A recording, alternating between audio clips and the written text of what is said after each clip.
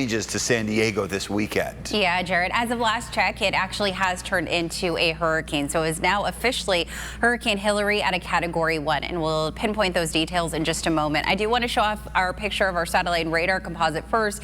It was very active yesterday. We had several alerts go out. You probably got a notification on your phone due to flash flood warnings across parts of the county. It's a lot more calmer to start off your Thursday. In fact, satellite radar pretty quiet this morning, and it'll stay that way for the remainder of the day as high pressure weakens and that cap of monsoonal moisture kind of shuts off. All right, here's the live picture right now from Otay Mountain. This is facing Chula Vista, and you can see those low level clouds in the distance. Those clouds low enough to the surface where they are causing visibility issues for some of our major freeways, including the 15. Right now, Fallbrook down to about 0.2 of a mile. Elsewhere, it looks like we're in pretty good shape, and that includes the 5, the 805, the 52, 78. It looks like those, for the most part, are looking really good this morning. Current temperatures, we're waking up warm once again in the mid to upper 60s from Oceanside, spanning all the way to Imperial Beach. You travel about 10-15 miles inland, temperatures drop off a bit, tracking 64 degrees right now in Ramona. Same deal in Warner Springs, also at 64. Close to 70 already in Julian, and already in the 80s and 90s in our deserts. In comparison to yesterday, we're cool by a few degrees, especially for some of the inland spots. And we're also seeing about a 3 to 4 degree difference in temperatures as well for the deserts.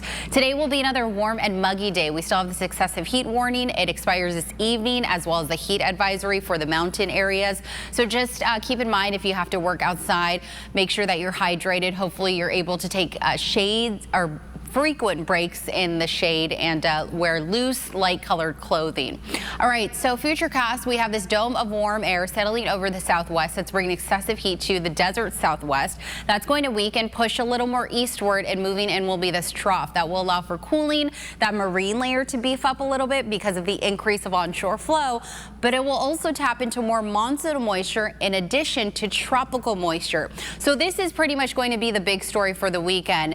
Hillary, she just became a hurricane at a Category 1 with sustained winds of 75 miles per hour, moving west-northwest at about 13 miles per hour. And you can see the pressure pretty low there at 982 millibars. As it moves a little more north, it's pretty much going to hug the coast of Baja, strengthening at a Category 3. That means winds will be anywhere from 130 upwards of 150. As it enters cooler waters near San Diego County, it will weaken, but it will still pack a punch. Now, some of the models are a little uncertain. For example, the European model shows the target of this storm system will be a little more west, aiming for Santa Barbara when it reaches the shoreline.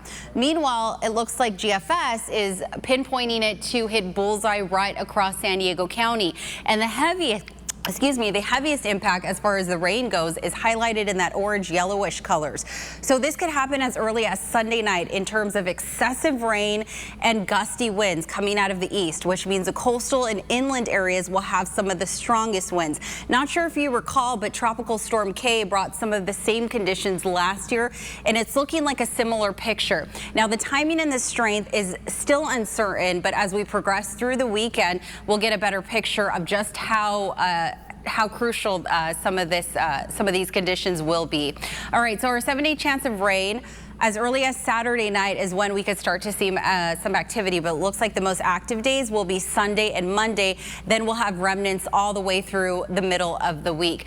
A lot of the rain futurecast models are ambitious. In fact, by Sunday night, it shows that we could get close to an inch for the coastal and inland spots, and close to 3 inches. This is just Sunday night. As I fast forward to Monday, as I mentioned, some of these models are ambitious. This shows that the deserts could get close to 6 to 7 inches, 5 inches for the mountains, and then close to 2.5 inches for the coast. Again, it all depends on the track of this storm, but you should prepare now for those hazardous conditions. For example, check the tires, replace the wipers, clear gutters, debris from the roofs. If you see flooding, turn around, don't drown. Right now, all the way through Saturday is a perfect time to plan for this storm's arrival. Coastal areas will be in the mid to upper 70s. That chance of rain enters the picture on Saturday, and then, as I mentioned, it becomes a widespread Sunday and Monday. Now, in the weather world, Sunday is really far out from now, so the closer we get to Sunday, the better of an idea that we'll have of this storm's track.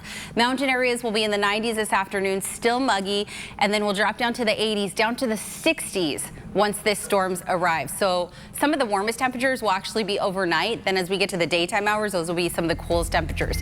Near 110 in the deserts, 90s by Saturday, 80s by Sunday. We'll be back. As the new school year begins, the Grossmont Union High School District is cutting a key mental health service for students. I go through a lot on a daily basis to where, I need somebody to talk to every once in a while.